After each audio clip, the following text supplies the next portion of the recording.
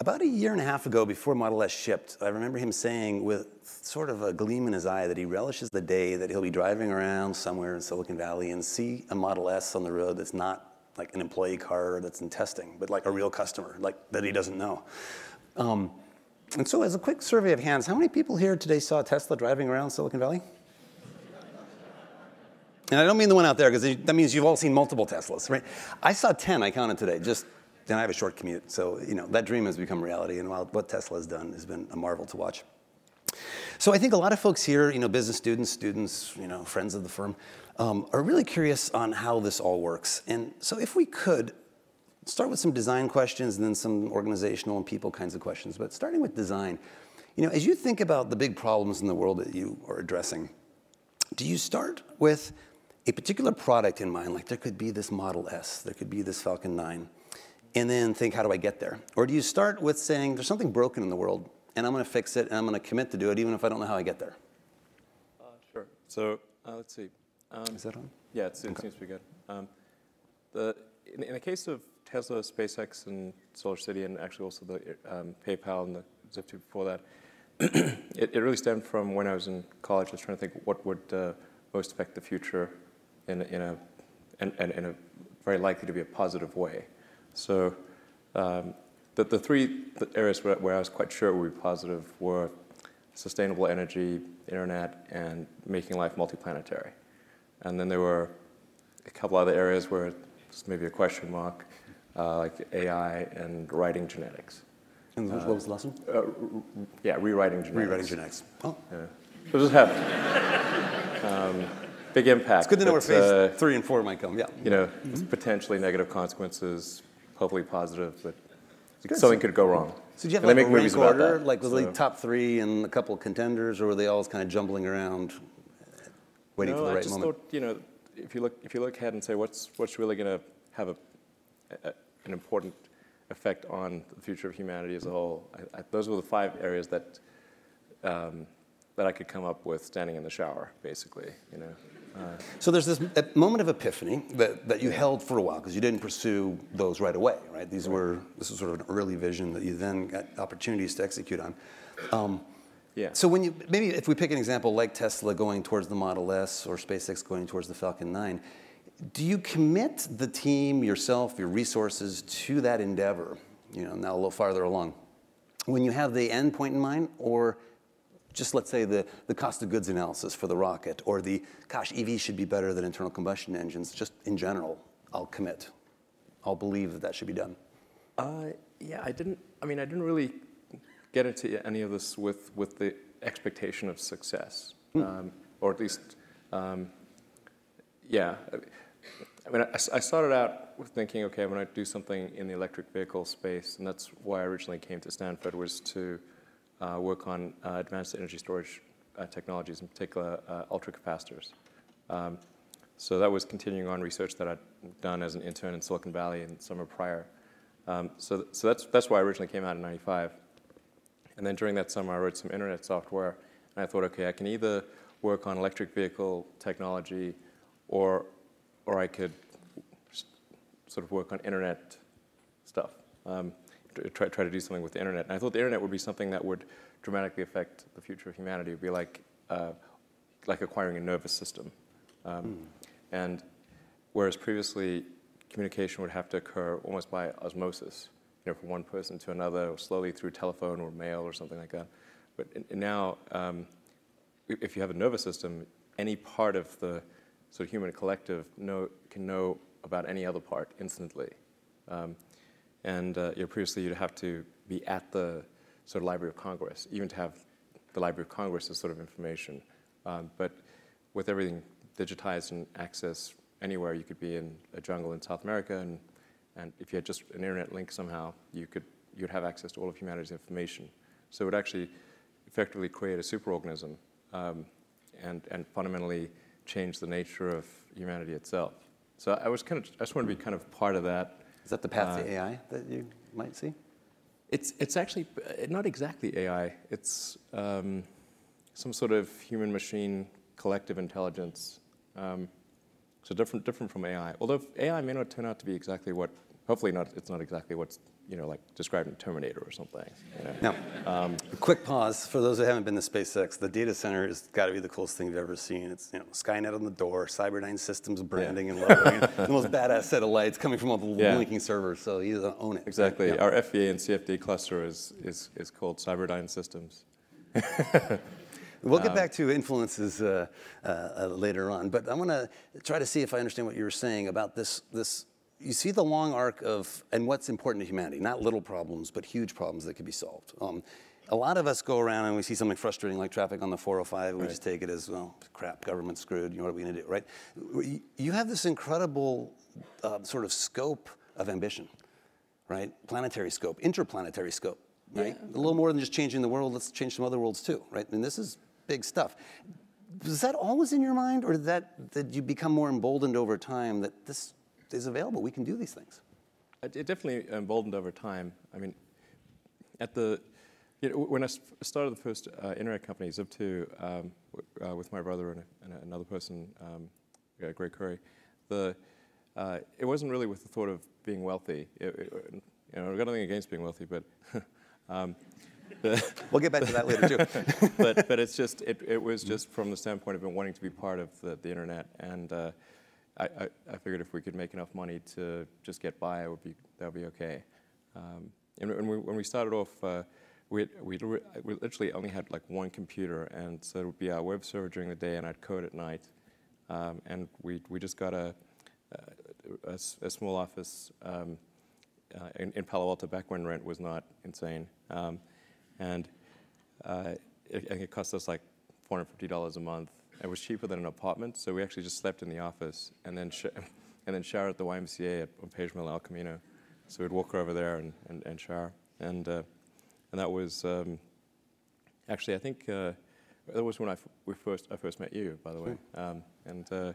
So I don't know how many people, probably not many people know this, but we actually pitched Steve in like January '96 on the Zip2 business plan, and actually I thought.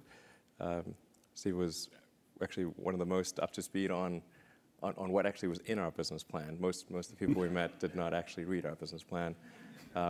In fact, a lot of venture capitalists we met at the time didn't even know what the internet was. They'd never used it. Sure, and they didn't think I'm not sure if we still do. Yeah, right. Yeah, I'm talking like sort of well-known people in Sand Hill. I was like, wow, okay. But at the time, nobody had made any money on the internet, so I guess that's.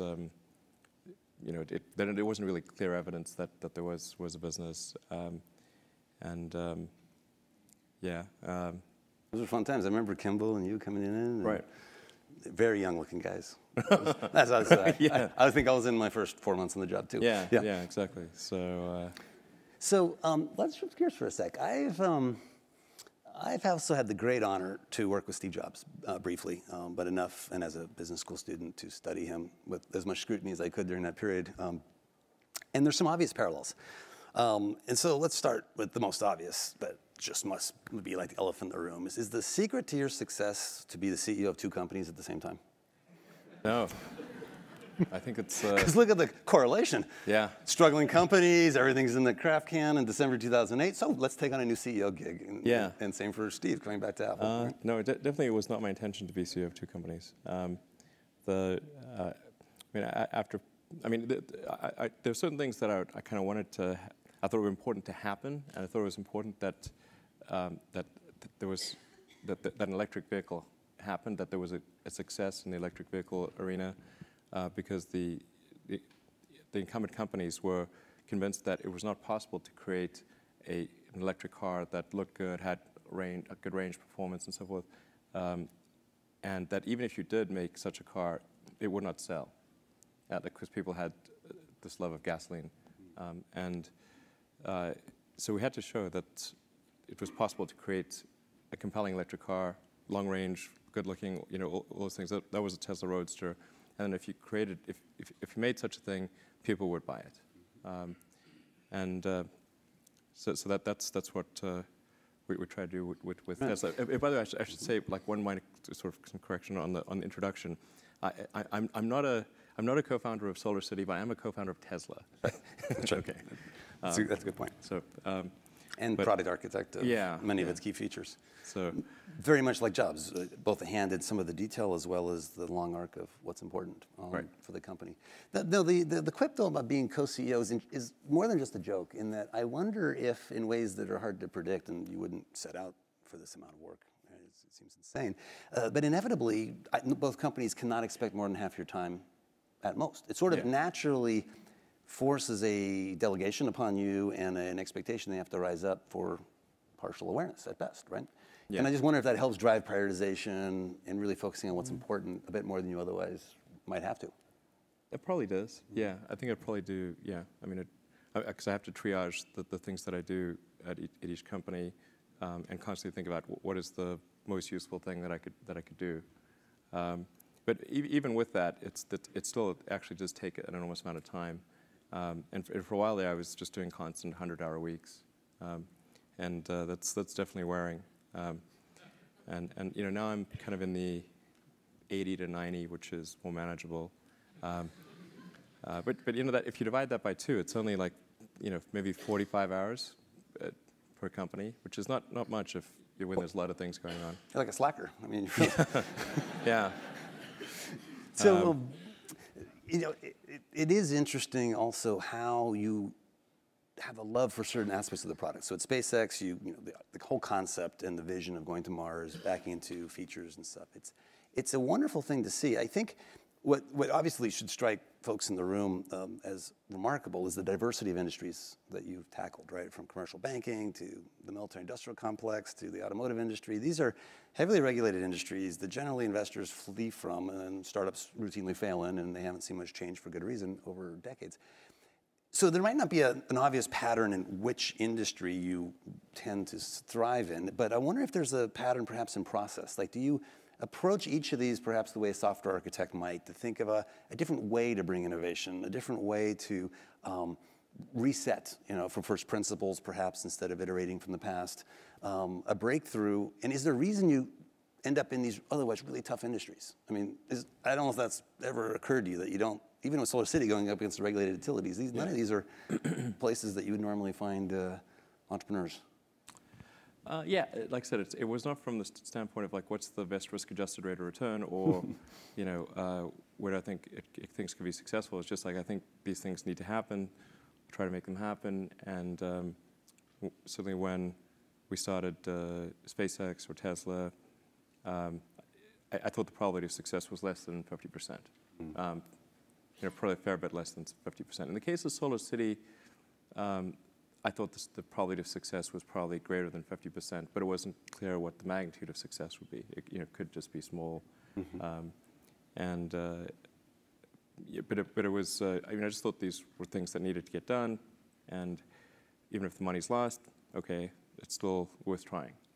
So you had conviction, but it didn't mean certainty, right? You knew that all vehicles would be electric in your heart, but not ultimately, that Tesla would necessarily yes. succeed. I mean, I think the sort of fundamental good that Tesla can accomplish is acceleration of the inevitable, which is electric transportation. But I think there's a lot of value to accelerating, even though I think it's somewhat inevitable. There's value to accelerating it to minimize the environmental and economic damage that would otherwise occur. So. It's better if we transition to sustainable transport 10 years or maybe 20 years sooner than might otherwise be the case. And I think the Tesla's effect has been much greater than the cars that's made internally, because when we announced the Tesla Roadster, then Bob Lutz, who was vice chairman of GM at the time, saw our press release and said, if a small company in California can do it, then so can GM. And he took it to his engineers, who told him that you couldn't build an electric car, and told him that they needed to get going. And that's what got the Volt rolling, and that in turn got Nissan to do the Leaf, and so it's kind of got things going. And ultimately, it's what we induce other companies to do that will have a greater impact than the cars we make ourselves. And it's an interesting point I'm going to come back to later, this idea that Tesla's founding mission is, as Elon has articulated from the very beginning through the most recent reports to the public, is to catalyze an industry shift that Tesla will be some part of, but to help others in that shift as well, which is remarkable. Right. So we supply powertrains to Toyota and to Mercedes, for example. So help what could be viewed as your biggest competitors one day, you know, absolutely. to in fact accelerate that. Before we get to that sort of purpose-driven mission, I do want to ask, or at least maybe make sure the audience realizes how cool this car is, and so Elon doesn't have to do this. In case you haven't been as much of a fan as the two of us, it's a bit unprecedented, the reviews it's received. Consumer Reports saying it's the best car they've ever tested. Road and Track saying it's the most important car in America's history. The safety testing showing it's the most safe car ever manufactured, by far, including vans and SUVs. And so it's pretty remarkable to peg performance, desirability, safety, and all these parameters. So is it luck, or is there something particularly unique about the EV design space that let it be possible to build the best car? Well, I think luck does play some role here, but I think electric vehicles have a fundamental architectural advantage. If one designs an electric vehicle from the ground up and takes advantage of what's possible, like if you just were to convert a gasoline car, you would not achieve these advantages. But if it's properly done, you can actually package the battery pack in the floor pan and achieve a low center of mass and have a very compact motor and inverter and gearbox, so that the actual usable space in the car is significantly greater than a gasoline car of the same overall external dimensions. And then if you do a few other things, which aren't necessarily specifically related to an electric car, like using an aluminum body and chassis is helpful because you can absorb more energy per unit mass, essentially, in a crash. Like a crumple zone. Yeah, exactly. But part of it's related to electric vehicle architecture, and part of it is related to other technical decisions that were made in the design of the Model S. That's what leads to sort of having a high safety I don't want to sort of go into too much detail because it might take up too much time, but like I wrote a blog piece. Did you know some of those things at the get-go, or did they unveil themselves as you went along? Like, I'm just curious how the vision materializes. For example, like along either the product dimensions, like it will have all these great features, like at the get-go, did they all gel? And then secondly, I'm also curious, when did you first know that all vehicles would be electric? Like, was that early, it was medium? probably 22 years ago, something like that. Before you met Tesla? Before there was Tesla. Before there was way before there was Tesla. Oh yeah. Well, like I said, wow. When I originally came out, when I was studying physics at Penn, that's probably when I thought it was the case. Or maybe sooner than that. Probably when I was in my sophomore year in college. And did you have certainty in your heart? Yeah, absolutely. It's super obvious. Yes, now it is. And there are some I think doubters. it was super obvious then, but yeah. This is what blows my mind, because even like 3 years ago, most people probably didn't agree with this point of view. And if I could be confident of any prediction I could make, it's that within 10 years, all people will be of this point of view. But we won't have made the transition yet, but we'll realize that it's a ridiculous debate to be having. You were a lone voice of sorts back then, probably amongst your cohort and friends and social connections. Actually, I used to talk to dates about electric cars. How'd that go? It wasn't helpful. It got better. So actually I ran into a girl I dated briefly in Canada, Christy Nicholson. She's now a writer for Scientific American. And she mentioned, when we went on a date, I asked her, do you ever think about electric cars? And she said, no, I don't. This was a while back. It's pretty, almost everything's electric that we have in our daily lives. Mm-hmm. So it was from the physics of it. The heat loss of an internal combustion engine, it's pretty amazing. Pretty amazing. So I want to share a little story that leads to a question along a different angle. I don't think you've heard this before, but I find it fascinating. I was at a lunch at a Google event, and out of the blue, with no expectation this would be a topic, Larry Page turned to me, knowing a little bit about our connection, and said, how much money do I have? And he mentioned a number. I thought that was cute, that he was trying to recall that. He goes, if I were to get hit by a bus today, I should leave all of it to Elon Musk. Really? Yeah. He said that? Yeah. And so I'm like, paper, pen. Can we please get this down on? Yes. So he likes zingers. I He know likes that to, actually. Like yes. he's a good friend of mine. So context is important. Actually, I met Larry before he got venture funding. Oh, really? So yeah. So that's like 97 Back in the garage or days? something. Yep. Yeah. Wow. Well, he's a remarkable guy, obviously also an underachiever, and has a company that wants to do good in the world, right? Yeah. And I think he looks at you with a bit of envy, because what he then proceeded to say was, I could give my money to a nonprofit and a lot less would get done than a corporation that's pursuing things that are directly aligned with things I care about, like getting off of oil and colonizing other planets. He believes in those missions and thinks that a corporation, if endowed with the right to do that as its business purpose, is the best vehicle out there, and wishes he could do more of that in his own life. He compared poignantly, I think, to some other software companies in the Pacific Northwest who might have executives who do evil for the first part of the career, then do good for the second half, and then the sad story of others who never get to the second half of their life, like Steve Jobs.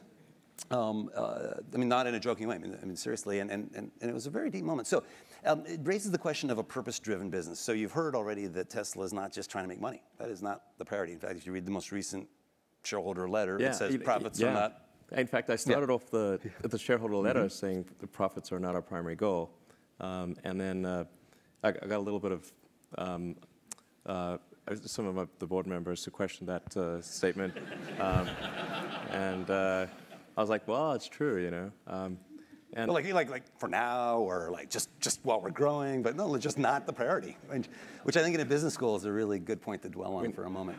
Yeah, it's not that I think they're unimportant or anything. It's just not the primary goal. That's right. And I actually told people that on IPO as well.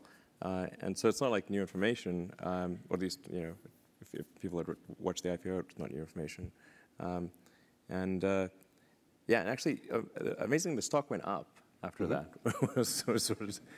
I think there's a profound reason. I mean, you see the benefits of being focused on something that's a higher calling as your primary motivation. Your employees love it, the customers love it, partners love it, right? Yeah. And you feel better about your job. The interesting thing, the irony perhaps, is that at least within our portfolio, the companies that have that kind of a founding principle actually make more profit and grow their revenue more quickly than the ones that don't. It's this low sample set, but the handful that have taken this bold of a step to say, no, that we will not make that our number one priority, actually do a great job. And it occurred to me, and I don't know if this was conscious in your head at some point, that if you weren't wildly profitable, the auto industry wouldn't follow you. In other words, this whole mission of catalyzing a shift to a new electric vehicle isn't going to work if the business model is worse than the current business model. And so it's the obvious byproduct of what you're focusing on. Well, not obvious, but it occurs to me that it's a byproduct. It wasn't obvious at first at all. But I'm curious if that thought occurred to you that, oh yeah, the profits will come. Or, well, we have to generate positive cash flow, or we have to generate enough cash flow to fund future developments, which requires having a good gross margin. And so I guess one could just say, okay, well, we're going to stop developing new products, and then you would be really profitable. So at any given point, you could sort of say, well, we could be profitable, at this point in a significant way. But we've got these great things that we want to develop for the future, and they're a good investment, and that's what we're doing. And similarly at SpaceX, the founding vision was to colonize Mars indirectly. Again, interestingly, catalyzing others to move. And then you realized, hey, I've got to actually lead this charge, right? Yeah, well, I mean, with SpaceX, originally I started off just thinking, well, how do I increase NASA's budget? Actually, that was my goal. So it was like 2001, with just talking to a friend of mine, and he asked me what I was going to do after PayPal, and I thought, well, I was wondering, like, I'd like to get involved in space, but I just didn't think there was anything I could do as an individual, but I was curious as to when NASA would be sending a team to Mars, because that was always going to be the thing to do after the moon. I figured that there'd be some plan, and I'd just go to the website and I could read the schedule. Then Mars occurs. Like, oh yeah, it's like, okay, 2017, good, okay. But actually there wasn't anything on the website, and or at least I thought, like, can I not find it? Like, what's going on here? And is it secret? I don't know. But it turned out that NASA had done a study on what it would cost to do a manned Mars mission, and this was under Bush the First, and he asked for a 90-day study shortly after taking office, and NASA came back with a $500 billion price tag. And he said, okay, maybe not. Billion with a B. That's when $500 billion was serious money for the government. So then that got totally shelved, and it was like you were not allowed to talk about any kind of crewed mission to Mars at NASA. Anyway, but I thought, well, if I can do something that would galvanize public interest, and then that public interest would translate to additional appropriations for NASA and increase their budget, then maybe they could do it. So actually, what I sort of thinking I would do is send a small greenhouse to the surface of Mars with seeds in dehydrated gel, and then upon landing, hydrate the gel and grow the plants. And the public tends to respond to precedents and superlatives. So this would be the furthest that life's ever traveled, the first life on Mars, and you'd have this great shot of green plants on a red background. And I thought, okay, maybe that would get the money shot. You got to beam that would be the money shot, yeah. I'm never quite sure whether that's a sort of a word you can use or not. Now I'm realizing maybe I should. I didn't know its origins until somebody pointed it out to me, but. Okay, moving back to that greenhouse on Mars. Yeah, so the photo is out there, and it inspires others. So you get this great photo, and I thought, okay, well, if we could make this happen, this would be cool, and NASA would get the money, and they could sort of send a team to Mars, and it'd be great. So I tried to figure out how to do this with the proceeds that I had from PayPal. And I was able to figure out how to get the cost of the spacecraft down and the communications and the little greenhouse and everything. But the one thing I couldn't compress was the cost to launch, because there are only a few options. And the US options were way too expensive. And so I ended up going to Russia 3 times to try to buy the biggest ICBM in the Russian nuclear fleet. That's where I'd start, yeah. Yeah. Go big or go home, right? Yeah. I mean, okay. There was some strange trips, that's for sure. But it's like virtually, like you can buy any. It's a very capitalist society in some ways. So I actually did negotiate a deal to buy 2 of the ICBMs minus the nukes. But I came to the conclusion after that 3rd trip that it wouldn't really matter. Like I actually came to the conclusion that my initial premise was wrong.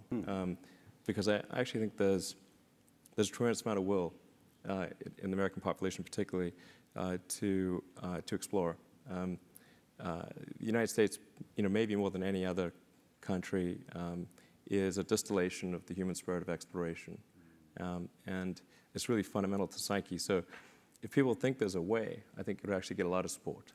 But it can't be just banging your head against the wall. I've got to believe that this can be done without breaking the federal budget.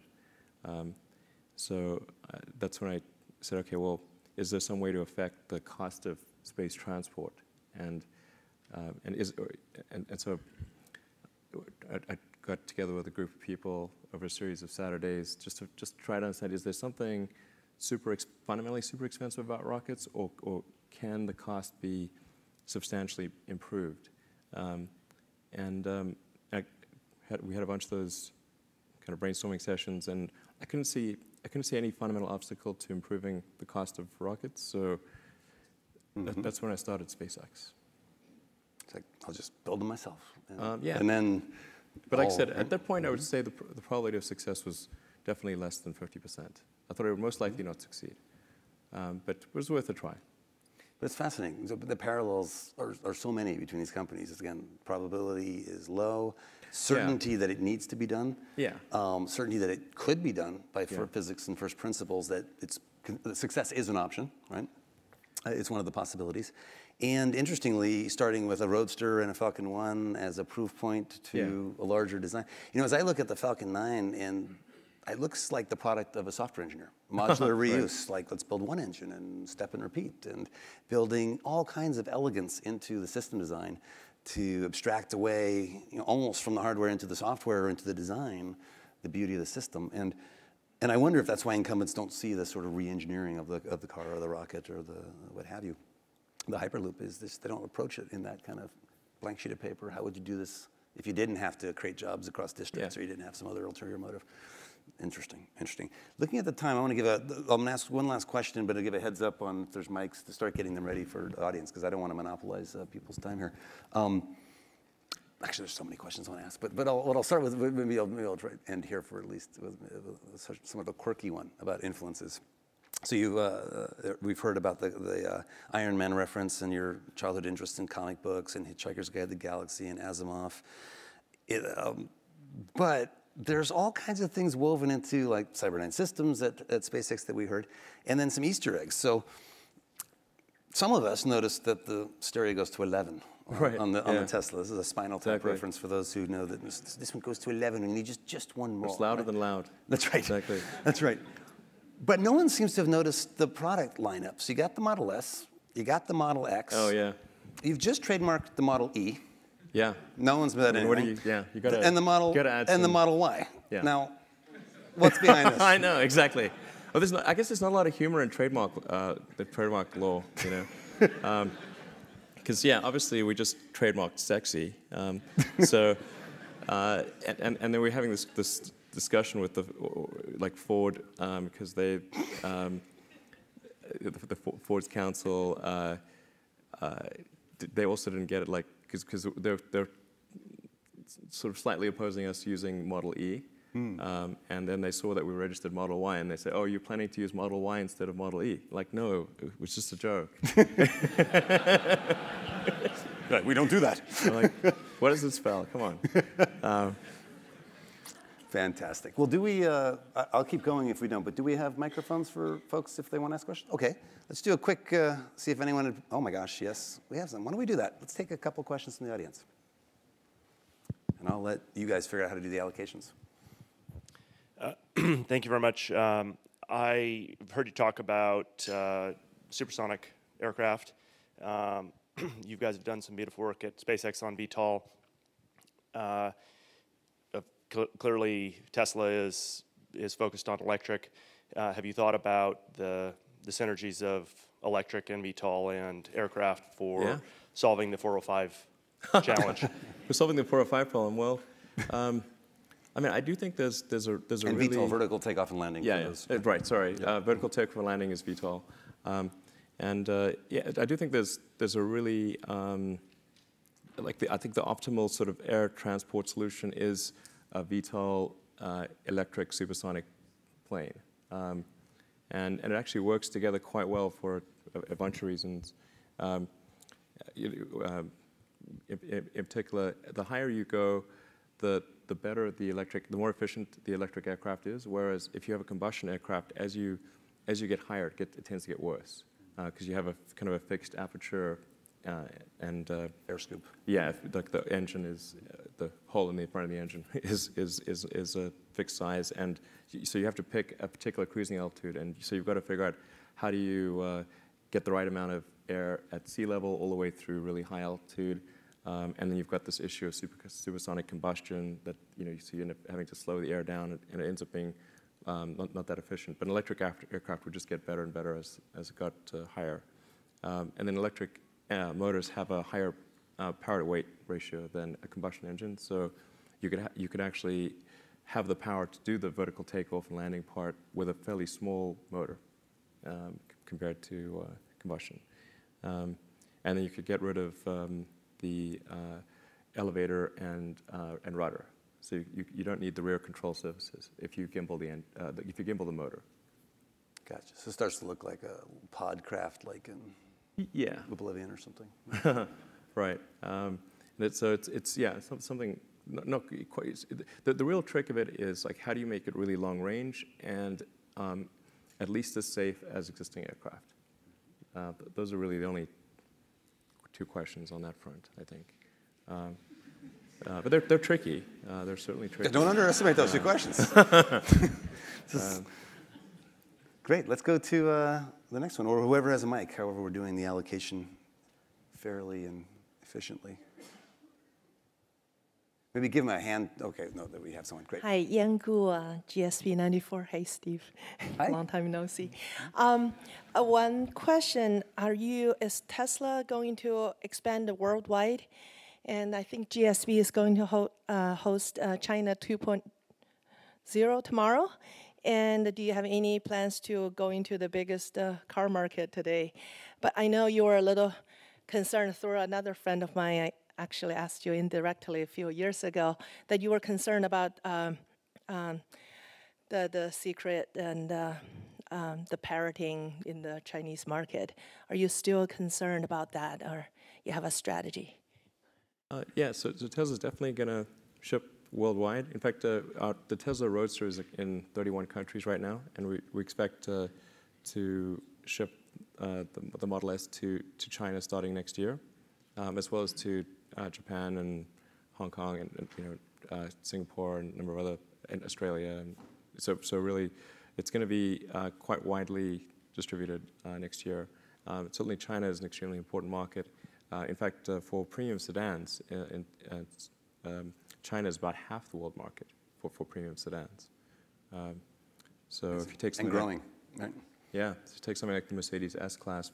Last year, 54% of Mercedes S-Classes were sold in China. So a pretty important market. Yeah, so we're going to definitely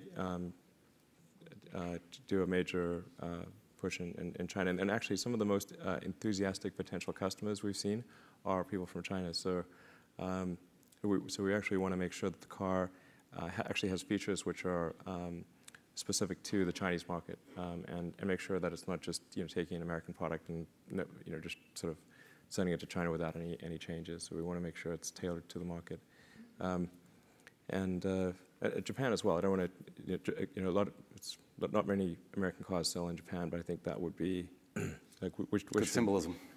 Yeah, I mean, like I think we should take the Japanese market seriously, and I think if we do things right, we should have reasonable sales there. Yeah, so that's going to be next year. I mean, as far as copying stuff, I think that's certainly a risk. I think China's actually getting a lot better these days, and I think the new government is taking intellectual property a lot more seriously. So I'm actually starting to feel more and more confident about the technology not being copied in China, or at least it getting much better. And I don't think it's going to be too much of an issue until we want to establish local production, and that's where we need to make sure that we do it right, and there's not an incentive for the factory team that we established there to sort of go across the road and create a competing factory. But that concern is a few years away. Great. Do we have another one? Oh yeah. Up here. And the students are largely upstairs. Is that up right? Here. Yes. Mm-hmm. Hi, Alan. This is Gabriel Parra, MBA student. First of all, thank you. It is very inspiring to hear an experience about actually, changing the world using organizations as the organization that you created. Hopefully, we will inspire another Iron Man movie as well. And I was wondering if you can tell us more about the experience about, how to balance, those trade-offs between your profits and, following purpose that goes further than just make money. You are trying to change the world, work for the humanity rather than just make profits in the short term. So what was the question? I'm not sure if I got it. How do you balance? Okay, how do you balance? Sorry. Well, yeah. Well, I mean, first of all, I should say, with all of the companies, but I think particularly SpaceX and Tesla, although they're in a good position today, they went through some super tough times, and in fact, for SpaceX, I reserved capital to have 3 launch failures, or to withstand 2 launch failures and have the third one be a success, sort of 3 strikes. And actually, we had 3 launch failures. We were just able to scrape enough money together for a 4th flight that succeeded in 2008. And then also in 2008, as Steve knows, we got the Tesla financing round done on the last hour of the last day. It was like 6 p.m., December 24th, 2008. And if we hadn't gotten it done then, the company would have gone bankrupt a few days after Christmas. So Yeah. this What he's not mentioning very is narrow. the only reason that happened is he wrote a check for the remainder of his wealth to save the company during payroll and Christmas when no one else would. And Goldman had just failed a private offering, and the financial collapse was amongst us. There was no DOE loan. There was no Daimler deal. The car had a negative gross margin. It was not pretty. Oh, and you had your larger shareholder just completely pissed off and going AWOL. Yeah. Yeah. It was ugly. Yeah. Yeah. It was a stressful period. And that was just at work. I mean, Yeah. So for a while, there really wasn't a question of profit or non-profit. It was like, we need to live. How do we live? So that was the main challenge. And now, I mean, now we're at the sort of the stage where we can say, okay, we can shift the dial between. We could make, let's say at this point, a medium amount of profit or a small amount. We've sort of chosen to make a small amount because we can reinvest the cash flow into future products. So now right now we're reinvesting the cash flow into developing the Model X, which is an SUV, and to increasing the production capacity of the factory, and doing a little bit of advanced planning on the third generation vehicle that'll be a mass market, sort of affordable, compelling electric car. So that's really, I guess, what's meant by, in this case, not pursuing.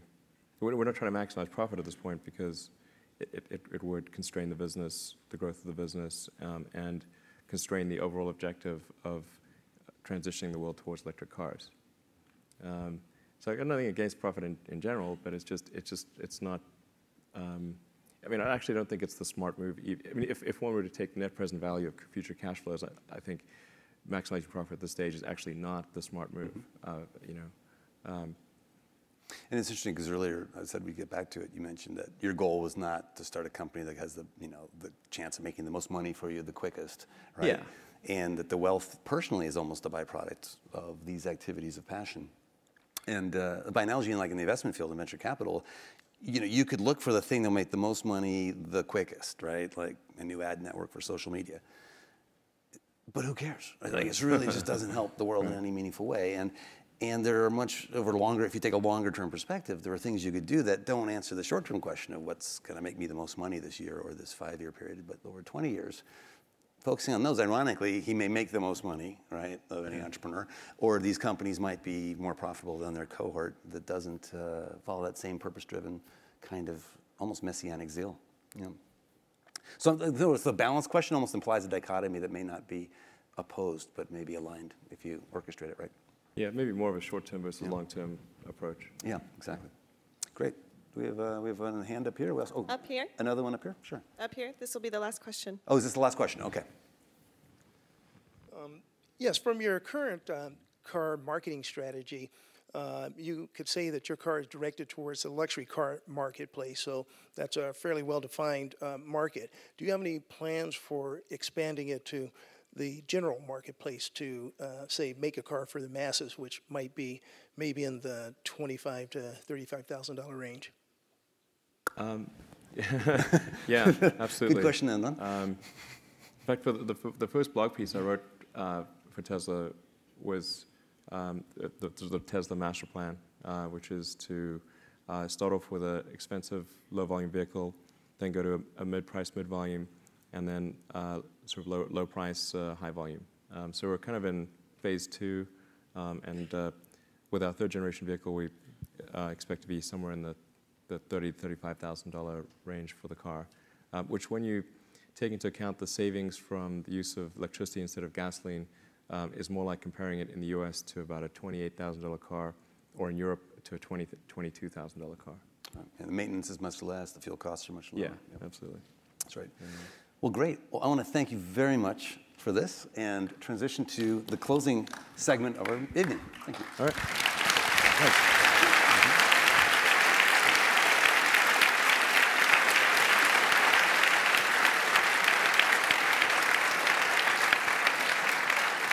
Well, Elon, congratulations on behalf of the Stanford Graduate School of Business and the Stanford Alumni Association, Business School Alumni Association. Dean Sloan would like to present you with this year's Entrepreneurial Company of the Year. Really great. Thanks. Thank you very